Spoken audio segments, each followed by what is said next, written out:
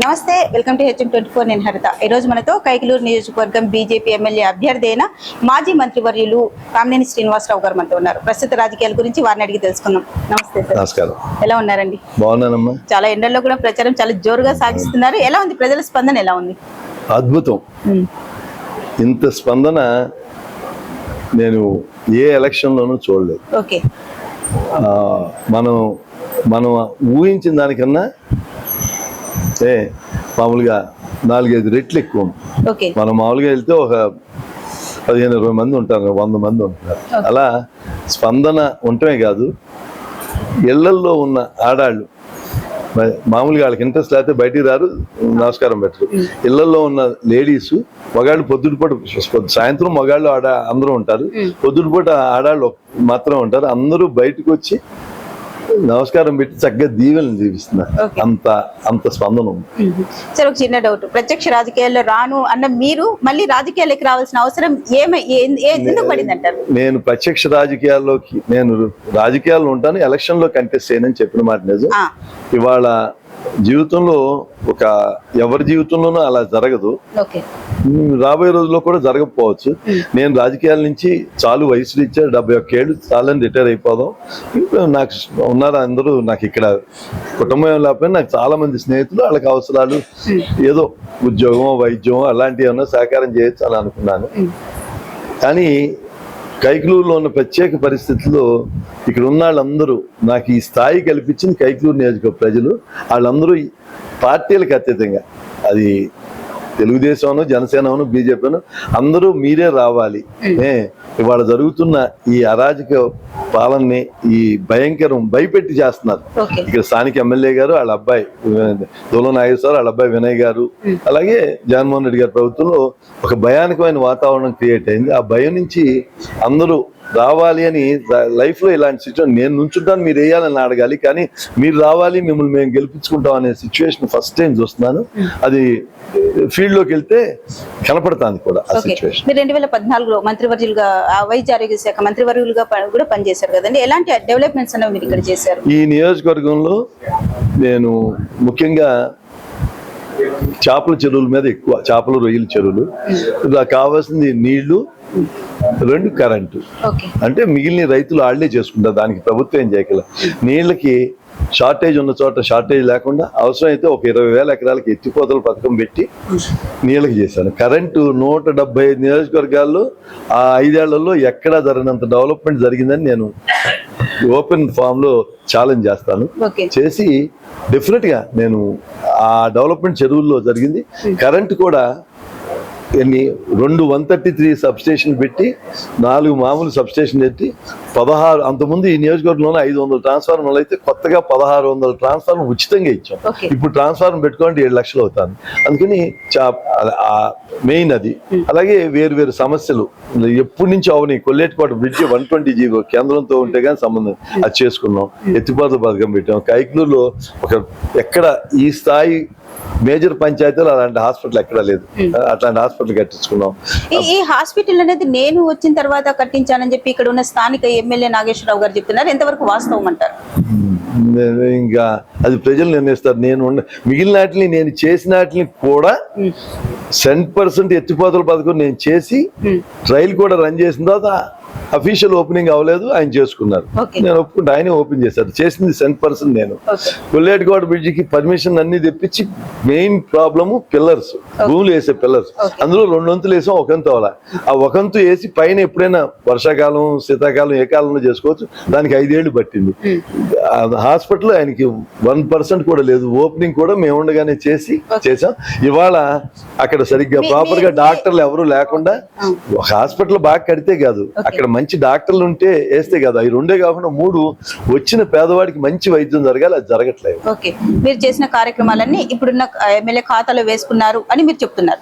నేను ఖాతాలో కాదు, మీరు చేశారు, మీరున్నప్పుడు చేసిన, నేను అభివృద్ధి చేశానని చెప్పగలను గర్వంగా. వాళ్ళు అభివృద్ధి ఏం చేశారో చెప్పమనండి. రోడ్లు నేను 65-64% సిమెంట్ రోడ్లు వేయించా. అది main SC colony, BC colony, తర్వాత ఓసీ కాలనీ. నియోజకవర్గంలో ఎక్కడ తిరిగినా పాత రోడ్డు కనపడింది. వీళ్ళు వేసింది 6 to 7% రోడ్డు. ఓకే. అంటే నాలో 10వ వంతు వేశారు రోడ్ల విషయంలో. కరెంటు 3 రెట్లు పెరిగిపోయింది.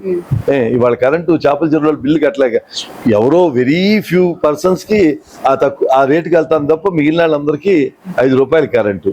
అలాగే ఒక అభివృద్ధి లేదు, ఏది ఎక్కడ లేదు. అందుకని ప్రజలు అల్టిమేట్ గా ప్రజలు కదా నిర్ణయించేది ఎవరు అభివృద్ధి చేశారు, ఎవరు అభివృద్ధి చేయలేదు. కానీ ఇక్కడ చూసుకున్నట్టయితే వాళ్ళు మేము నవరత్నాలు ఇచ్చాము, 9 కాకుండా ఇంకా 18 ఇచ్చాము, అన్ని అకౌంట్లలో పడుతున్నాయి, దాదాపు కొన్ని కోట్లు అన్నవి ప్రజలకు అందించామంటున్నది. 8,50,000 కోట్లు అప్పులు తెచ్చి 2,50,000 కోట్లు ఇచ్చారు. ఓకే. మరి మిగిలిన 6 లక్షల కోట్లు ఏమైనాయో చెప్పాలి, వాళ్ళు చెప్పాలి. తెచ్చింది అప్పు 8,50,000. రాష్ట్రానికి వచ్చే ఆదాయం, లిక్కర్లో వచ్చే ఆదాయం ఏమవుతుంది? ఎక్కడన్నా ముఖ్యమంత్రి గారు సొంత బ్రాండ్స్ ఆయనే తయారు చేసి చీప్ లిక్కర్ ఆయనే సప్లై చేసి ఎక్కడ లేని రేటు అది కూడా క్యాష్ కట్టిస్తున్నారు. దాన్ని కూడా సమర్థించుకుని ఒక మాట ఒకసారి వెళ్ళండి, మీకు మద్యపాన నిషేధం లేకుండా ఓటు అడగను అన్నాడు. నేను కావాలంటే వీడియోలు చూపిస్తా. ఇప్పుడు సిగ్గు లేకుండా వచ్చి ఓట్లు అడుగుతున్నారు. అందుకని ఒకటి కాదు, ఇసుక టన్ను 1,000 రూపాయలు ఉండేది, ఇవాళ 5,000 రూపాయలు, 5 రెట్లు. ఏంటి అంత ఏదన్నా 5 రెట్లు పెరుగుతుంది. ఒక విషయంలో కాదు, పోలవరం లేదు, అమరావతి లేదు, ఏమీ లేదు. క్యాపిటల్ మారుస్తాను ఆయన గెస్ట్ హౌస్ మాత్రం 500 కోట్లతో కట్టించుకున్నారు విశాఖపట్నం. ఈసారి మీరు ఏ హామీలతో ముందుకు వస్తున్నారండి? ముఖ్యంగా చిన్న చిన్న రోడ్లు, వంతెన పోతే ఈ గవర్నమెంట్ లో వంతెనేరమ్మా, తూలు పెట్టి మట్టేసేస్తారు. రోడ్లు, వంతెనలు, రొటీన్ గా ఎలక్ట్రిసిటీ, అలాగే హెల్త్, ఎడ్యుకేషన్, ఆ డెవలప్మెంట్స్ కాకుండా ఈ నియోజకవర్గం 3 ముఖ్యమైన సమస్యలు పరిష్కారం. ఒకటి, ఈ నియోజకవర్గం ఎక్కువగా ఆక్వా పరిశ్రమ మీద ఆధారపడి ఉంది. ఇవాళ ఈ 5 ఏళ్ల నుంచి నష్టాలు పడుతున్నారు. దాన్ని కొంత ప్రభుత్వం నుంచి కరెంటు ఇచ్చి దాన్ని చేయవలసిన బాధ్యత ఉంది. అందుకని ఆక్వా పరిశ్రమని లాభంగా తీసుకొస్తాం మొదటి టార్గెట్. రెండోది, ఎక్కడ చూసినా నీళ్లు ఉన్నాయి, తాగుతానికి నీళ్లు లేవు. అందుకని ఇక్కడ రాష్ట్రంలో కూడా ఖాళీ ఖజానా అప్పచెబుతున్నారు జగన్మోహన్ రెడ్డి గారు. కానీ కేంద్రంలో నరేంద్ర మోడీ గారి నాయకత్వం జల జీవన్ మిషన్ అని ఉంది. తప్పకుండా ఈ రాష్ట్రంలో 175 నియోజకవర్గాలు ఎక్కువ హైయెస్ట్ నిధులు కైకలూరు తీసుకొచ్చి తాగుతాని నీటి సమస్య పరిష్కరిస్తా. మూడోది, కొల్లేరు సమస్య చాలా వరకు అయిపోయింది, దాన్ని రీస్ట్రక్చర్ చేసి 3కు తగ్గించి ప్రపోజల్స్ పంపి ఢిల్లీలో యాక్సెప్ట్ చేసి తీసుకొస్తా. ఈ 3 నా మెయిన్. సార్, 2009లో టీడీపీ తరఫున గెలిచిన ఆయన్ని ఇప్పుడు మళ్ళీ ఎమ్మెల్సీ ఇచ్చి వాళ్ళ పార్టీలోకి తీసుకోవడం జరిగింది. ఆ టీడీపీ ఓట్లు ఏమన్నా చీలే అవకాశం ఏమన్నా ఉంది అంటారా? ఆయన వెళ్ళినప్పుడు నిజంగా మరి కారణం తెలుగుదేశం బలంగా ఉందా, లేకపోతే జగన్మోహన్ రెడ్డి గారి మీద వ్యతిరేకత ఎక్కువ ఉంది, కానీ ఆయన వెళ్ళినప్పుడు కొల్లేరు కానీ ఎవరు ఎక్కువ మంది ఆయన అనుసరించి వెళ్ళలేదు, ఎవరు ఫ్యూ వెళ్ళారు. ఆయనకున్న పొలిటికల్ కెరియర్ అన్నాళ్ళు ఒక 5 ఏళ్ళు ఎమ్మెల్యేగా, 5 ఏళ్ళు 10 ఏళ్ళు ఇన్ఛార్జిగా ఉండి ఆయనకి మంచి సంబంధాలు ఉన్నాయి. కానీ ఎవరు ఆ పార్టీలోకి వెళ్తానికి ఇష్టం లేక ఆయనకి చాలా దగ్గరాలు కూడా మిగిలిపోయారు, ఎవరు వెళ్ళాల. ఓకే. రాష్ట్ర స్థాయి చూసుకున్నట్టయితే ఇక్కడ 82,000 ఓట్లు అన్నవి మనం వైసీపీకి రావడం చూసాం. టీడీపీకి చూసుకున్నట్టయితే 72,000 ఓట్లు వచ్చేసాయి. జనసేనకు వచ్చేసి 10,000 ఓట్లు అన్నవి ఇక్కడ చూసాం. ఈసారి ఆ 2 కలిపి ఇటు షిఫ్ట్ అయితే అవకాశం ఏమైనా ఉందంటారా? ఎందుకంటే మీరు ఇప్పుడు బీజేపీ షిఫ్ట్ అవుతుంది కదమ్మా.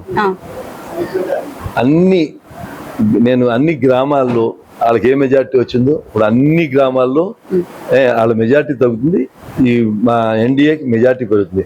అన్ని కులాల్లో కిందసారి వచ్చిన దానికన్నా ఈసారి ఎన్డీఏకి ఎక్కువ వస్తాయి. ఇంకా జనసేన మొత్తం అంతా ఇప్పుడు ఒకే మాట మీద జనసేన, తెలుగుదేశం, బీజేపీ అని ఏ చిన్న పొరపక్షం కూడా లేదు. ఈ నియోజకవర్గంలో అందరూ కలిసే ప్రయాణం చేస్తారు. గతంలో మీరు మంత్రివర్యులుగా చేశారు, కొన్ని డెవలప్మెంట్స్ అన్నవి చేశారు. ఈసారి మీరు విన్ అయితే ఎలాంటి డెవలప్మెంట్స్ అన్నవి చేస్తారు? ఇక్కడ ఎలాంటి సమస్యలు ప్రధానంగా ఉన్నాయి? సమస్యలు ఈ 3ఏనమ్మా, చేపల చెరువులు, తాగునీరు, కొల్లేరు. ఓకే. ఈసారి మీరు ఖచ్చితంగా మళ్ళీ గెలవాలని కోరుకుంటూ థ్యాంక్ యూ.